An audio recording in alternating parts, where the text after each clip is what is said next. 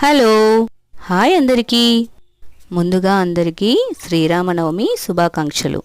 మనకి ఈ పండుగంటని ముందు గుర్తొచ్చేది సీతారాముల కళ్యాణం, మామిడి తోరణాలు, పానకం, చల్మిడి, వడపప్పు, పాయసం కదా. అందుకే ముందు బెల్లం నానబెట్టేసుకొని దానిలో వాటర్ వేసేసుకొని కొంచెం మిరియాల పొడి కూడా వేసుకొని పక్కన పెట్టేసుకుంటే అది చక్కగా పానకం రెడీ అయిపోతుంది కదా కలుపుకొని పెట్టుకుంటే. ఆ తర్వాత కొంచెం పాలు పొంగించుకొని పాయసం కూడా రెడీ చేసేసాను. ఇప్పుడు దేవుడికి పెట్టుకోవడానికి పూజ చేయడానికి ముందు దేవుడి దగ్గర ఎప్పుడు ముగ్గేస్తూ ఉంటాం కదా, ముగ్గేసి కొంచెం పసుపు కుంకుమ కూడా వేసేసి చక్కగా పూజకు కావాల్సినవన్నీ కూడా రెడీగా పెట్టేసుకొని పూజ స్టార్ట్ చేసేసుకోవడమే. చూస్తున్నారు కదా, పానకం, పాయసం, కొబ్బరికాయ, కలసం చెంబు అన్నీ రెడీ చేసేసుకొని నేనైతే పూజ పూర్తి చేసేసుకున్నాను. ఒక్కో ప్లేస్లో ఒక్కోలాగా సెలబ్రేట్ చేసుకుంటారు కదా, ఏ ఫెస్టివల్ అయినా. మేమైతే ఇలా సెలబ్రేట్ చేసుకుంటాం.